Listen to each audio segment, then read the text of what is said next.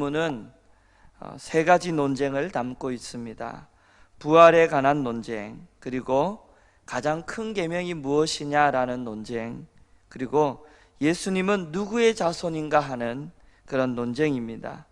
논쟁을 하는 이유는 예수님을 올무에 걸리게 하려고, 그리고 예수님을 공경에 빠지게 하려고 이들이 아주 공격적으로 논쟁을 걸어옵니다. 이러한 논쟁 가운데 새벽에 다 다룰 수 없기 때문에 오늘은 우리 앞에 찬양하신 것처럼 부활에 관한 논쟁만 여러분과 함께 살펴보겠습니다. 24절에 보니까 부활이 없다고 하는 사두개인들, 이 사두개인들은 부활이 없고 천사가 없다고 이들은 주장합니다.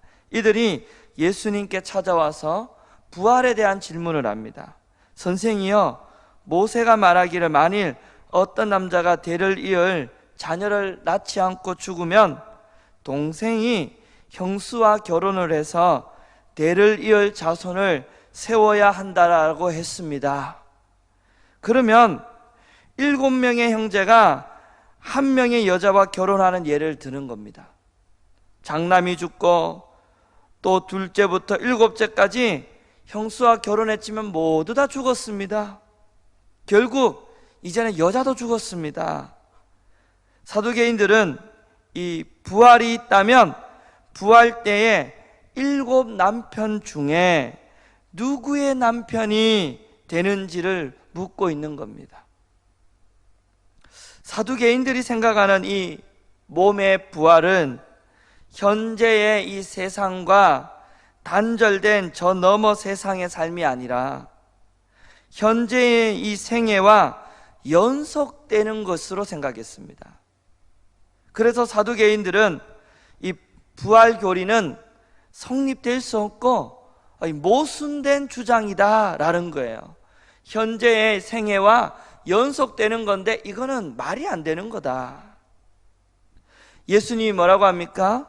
사두개인들의 질문에 틀렸다고 하십니다. 왜 틀렸는가? 왜 사두개인들은 부활에 대해서 잘못 오해하고 잘못 해석하고 있는지를 두 가지를 이유를 들어서 말씀합니다. 29절 보십시오. 사두개인들은 뭐를 알지 못한다고요? 성경을 일단 알지 못한다. 그리고 두 번째는 하나님의 능력을 알지 못한다. 너희들은 성경도 모르고 하나님의 능력도 모른다. 성경에 대한 오해는 하나님의 능력에 대한 오해로 반드시 이어집니다. 여러분, 성경을 잘못 알면 하나님을 잘못 알게 되는 겁니다. 이단이 그런 겁니다. 30절에 보면 예수님은 부활 때 일어나는 두 가지 연결되는 일들을 언급합니다. 부활 때는 뭐도 안 한다고 하지요? 30절에 장가도 안 가고 뭐도 안 간다고요? 그러니까 일단 결혼은 안 합니다. 그리고 우리 모두가 누구처럼 된다고 합니까? 하늘에 있는 천사들처럼 된다. 사두개인들은 부활과 천사를 안 믿거든요. 예수님께서 의도적으로 천사처럼 된다고 언급하고 있습니다. 이 말은 이 세상 너머의 세계를 강조하시는 거예요. 하늘에 있는 천사처럼 된다. 하늘에 있는 천사처럼 된다는 이 말은 다니엘서 12장 3절의 말씀에서 온 표현입니다. 결혼하고 부부가 성적인 관계를 맺고 자녀를 가지고 자녀를 출산하고 죽음을 맞이하는 일은 이 땅에서 벌어지는 일들입니다. 그러나 부활은 이 땅에서 살았던 사람과 동일한 인물이지만 부활한 사람의 몸은 썩지 않을 몸으로 천상의 존재로 변화될 것이기 때문에 전혀 다른 상태와 존재가 됩니다. 동일한 인물이라 할지라도 새로운 몸으로 변화될 것이기 때문에 지상에서 가졌던 몸과는 다른 존재가 됩니다. 이 땅에서의 몸이 그대로 이어지고 유지된다는 뜻이 아니라 다른 존재가 된다는 거예요. 다른 상태가 된다는 겁니다. 예수님은 32절에 죽은 자의 부활에 대해서 하나님이 말씀하신 거 너 읽어보지 못했느냐 이렇게 물으십니다. 우리 31절 보겠습니다. 우리 시작. 죽은 자의 부활을 논할진대 하나님이 너희에게 말씀하신 바, 하나님이 부활에 대해서 너희에게 말씀하신 바가 있다라는 거죠. 그렇죠? 예. 그리고 32절을 보십시오. 32절 앞에 보면 작은 글씨로 니은이라고 되어 있는 거 보이십니까? 보이십니까? 예. 그리고 성경책 맨 밑으로 니은에 한번 찾아보십시오. 뭐라고 나와 있습니까? 출애굽기 3장 6절 보이십니까? 예. 하나님이 말씀하신 바가 니은이라는 거예요. 니은 뭡니까? 출애굽기 3장 6절이라는 거예요. 부활에 대해서 말씀하신 바는 출애굽기 3장 6절이라는 겁니다. 여러분 이해가 안 되시면 저에게 나중에 물어보십시오. 찾는 방법을 가르쳐 드리겠습니다. 각 주의 맨 밑에 보면 출애굽기 3장 6절인데 여러분 하나님께서 부활에 대해서 출애굽기 3장 6절에 대해서 내가 너희들에게 말했는데 너희들은 깨달지도 못하고 무지하다라는 겁니다. 하나님의 말씀은 그 당시에나 오늘이나 여러분 깨닫지 못하는 자들이 있습니다.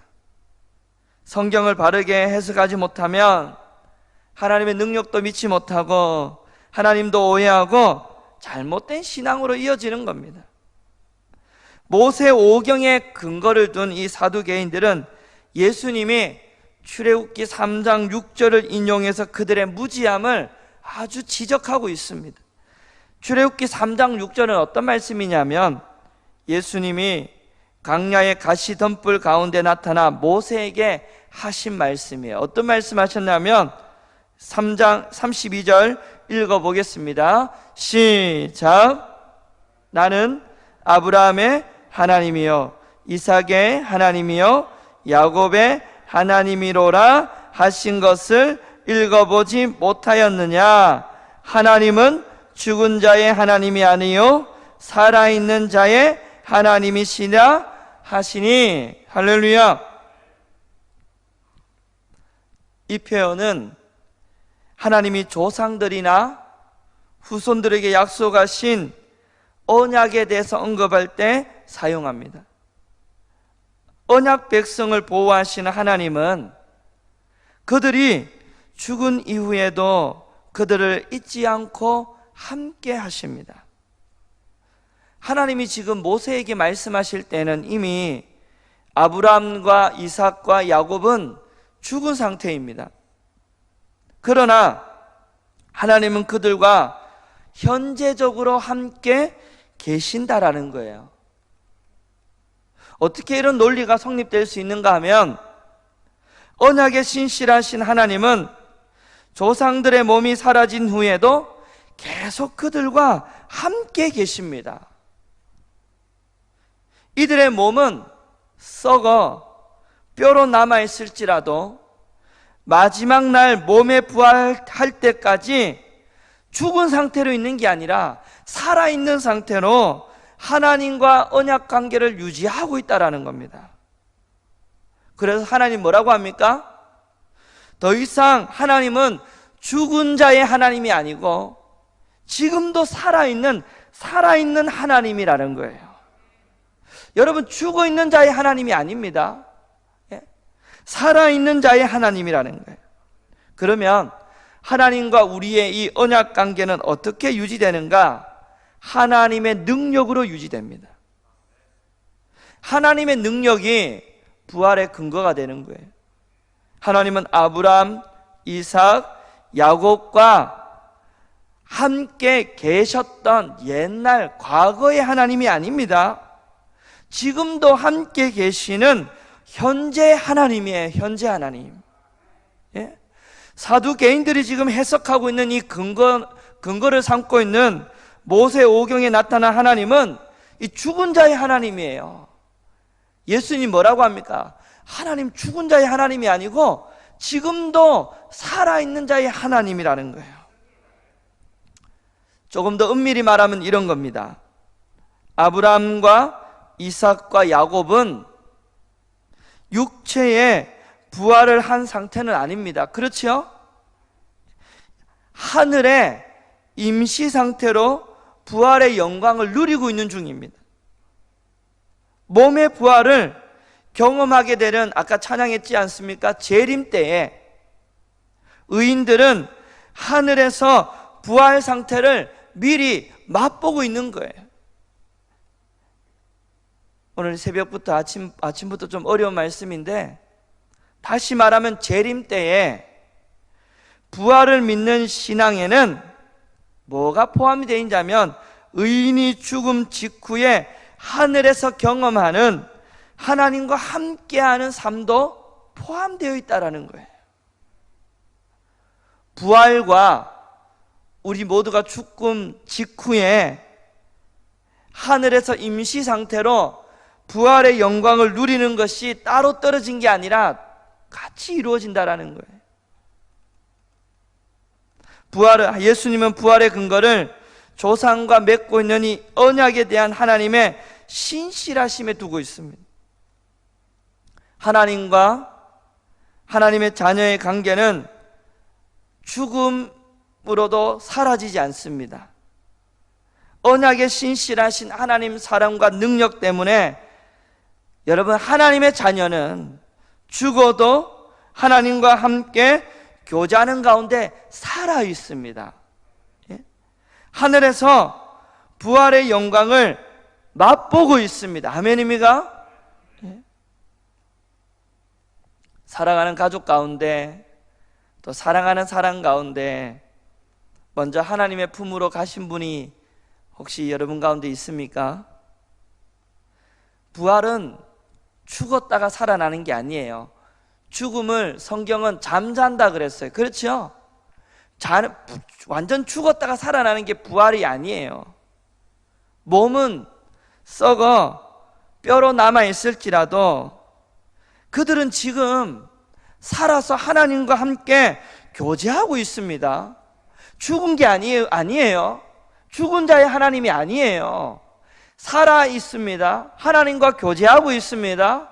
하늘에서 부활의 영광을 미리 맛보고 있는 상태로 있다라는 거예요. 그러니 여러분, 얼마나 좋습니까? 우리가 죽으면 부활의 영광을 미리 맛본다. 얼마나 좋습니까? 그래서 여러분, 우리의 죽음이 복되고 우리의 죽음이 뭐가 된다라는 겁니까? 소망이 있다라는 거예요. 왜? 죽으면 뭐 하는 거예요? 부활의 영광을 미리 맛보는 상태로 간다라는 겁니다. 그러므로 여러분, 부활의 신앙은 뭐냐 하면, 내가 죽어도 산다라는 이 개념은 잘못된 겁니다. 그게 아니고 몸이 사나 죽으나 언제나 하나님과 살아서 교제한다. 이게 부활의 신앙입니다. 아멘입니까? 이게 부활의 신앙이에요. 여러분, 부활의 신앙을 믿습니까? 몸은 썩어 뼈로 남아있을지라도 마지막 날에 몸에 부활할 때까지 현재 살아있는 상태로 하나님과 하늘에서 부활의 영광을 미리 맛보고 교제한다는 이 사실을 여러분 믿으십니까? 확신하십니까? 이게 우리의 부활의 신앙입니다. 우리도 언젠가는 죽음을 맞이합니다. 몸은 썩을지라도 죽은 게 아니에요. 하나님과 교제하는 상태입니다. 부활의 영광을 저와 여러분 모두 맛보는 상태로 있다가 주님이 나팔 불고 천군 천사와 함께 이 땅에 재림하실 때 여러분, 육체도 함께 부활하게 되는 줄 믿습니다. 부활은 죽었다가 살아나는 게 아닙니다. 이거 오해하시면 안 됩니다. 사두개인들은 성경을 잘못 이해하고 있습니다. 부활은 하나님과 언제나 함께 살아서 교제하는 것입니다. 하나님은 죽은 자의 하나님이 아니고 살아있는 자의 하나님입니다. 마지막 날 우리 모두 몸의 부활도 경험하게 될 것을 믿으시기 바랍니다. 부활을 믿는 믿음은 하나님의 능력을 믿는 믿음입니다. 하나님은 불가능이 없습니다. 할렐루야. 하나님 하셔요.